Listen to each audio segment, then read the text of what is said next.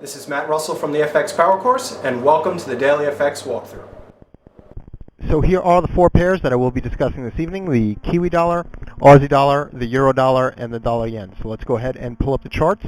The first chart is the Kiwi dollar. Let me pull that up here. And this is the triple bottom that I was speaking about for, I would say, the past 5 or 6 reports now. I am long from just above the 52 figure. I am still in this trade.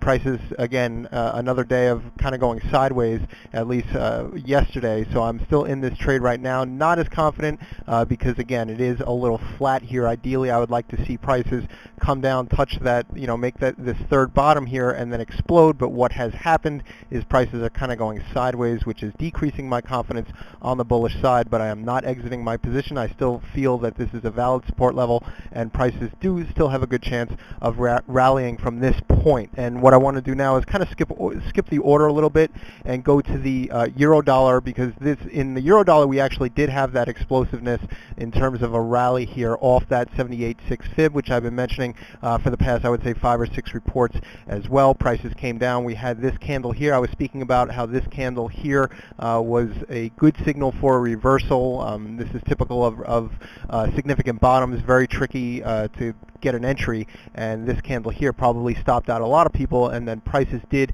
during yesterday's candle explode, a move here of about 250 pips or so, and now prices are just beneath the level of the 61.8 fib. So if you did enter near that 78.6 fib, I would hold this position with a stop located either beneath the 78.6 fib or beneath the low of this candle right here, which is 27.65. I can zoom in a little bit here to give you a better view of this candle with the very long wick, and that's the candle that I would maintain a bullish bias against, placing the stop just beneath the low.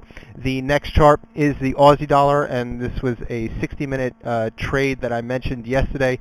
Did not pan out. Prices did not come down to the entry level, and this with the Euro dollar rally, the Aussie dollar rallied as well, and we didn't, personally I didn't get a good entry here. I was waiting for prices to come down to the 64.50 area. What we might do now, although the short-term support lines have not been very accurate, at least for the past few weeks or so, but if you slightly more aggressive here, we might draw a simple support line, and we can see that actually in this case that would have given us a good entry moving forward. So we might use this as a reference point for the rally, at least in the Aussie dollar. But again, this is very short-term analysis. You have to abandon it right away.